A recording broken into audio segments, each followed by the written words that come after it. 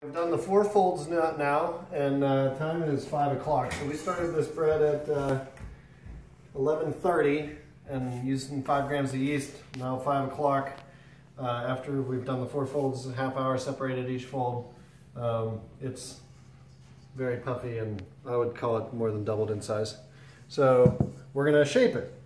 So to shape, we have to get the bread out of the bowl first. So I recommend putting flour around the perimeter of the bowl, and maybe a little bit of flour sprinkled on the top of the bread too, or the dough, I should say.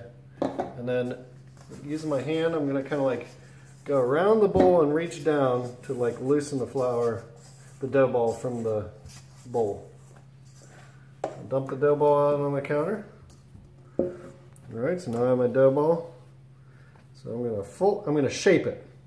So shaping, first I start by kind of doing the same thing as I did when I folded it.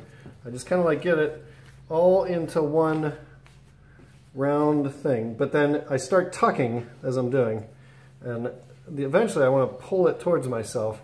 And if the counter is too slippery and it just kind of slides on it, if you find a spot on the counter where you don't have dough or flour, it'll stick better. And you see, as I pull it, as I cup my hands under and pull it, it creates tension in the loaf, in the surface. So once I've tucked it and folded it, I get my proofing basket. I'm gonna add a little bit of flour to it to make sure that the dough doesn't stick. And I'll just transfer the dough ball into the proofing basket. Now, whenever we're ready to put this in the oven, we'll check to see if we're ready by doing the finger dent test.